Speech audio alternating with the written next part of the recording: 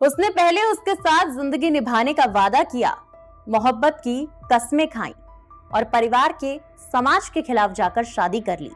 लेकिन जैसे ही उसकी किस्मत बदली, मानो वो भी बदल गई। मामला उत्तर प्रदेश की ज्योति मौर्य से बिल्कुल मिलता जुलता है। नमस्कार, मैं नलिनी सिंह पालीवाल, आप देख रहे हैं न्यूज स्कूप। देश में बेवफाई और धोखे के नाम पर खूब सुर्खियां बटोरने वाली ज्योति मौर्य की कहानी तो आपको याद ही होगी। अब ऐसी ही एक और बेवफाई की कहानी उत्तर प्रदेश के ही झांसी से सामने आई है। जी हाँ, यहाँ एक पत्नी लेखपाल बनते ही फरार हो गई। खुद पर बीती दुख और दर्द की एक एक दास्तां का खुलासा करते हुए जब पति ने बताया कि 5 साल पहले इस प्रेमी जोड़े ने समाज और परिवार को दरकिनार कर लव मैरिज की थी।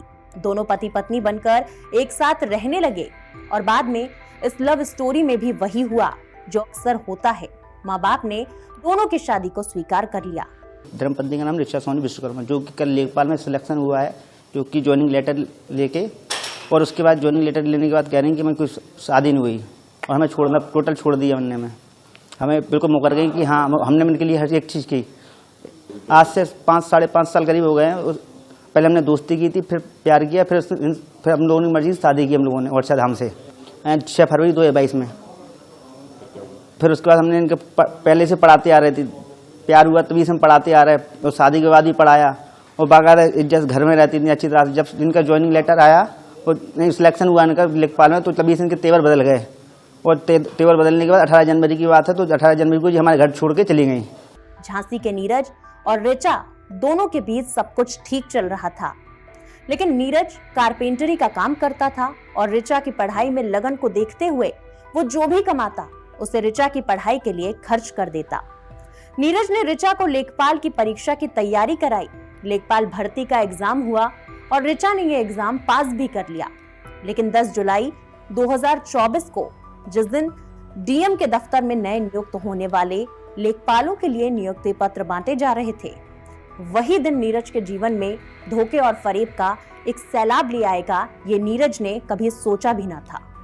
जी हाँ, नीरज अपनी पत्नी को लेखपाल बनते देखना चाहता था, लेकिन ऋचा तो अपने मन में साजिश का जाल बुन रही थी और लेखपाल का सर्टिफिकेट लेकर नीरज को झांसा देकर फरार हो गई।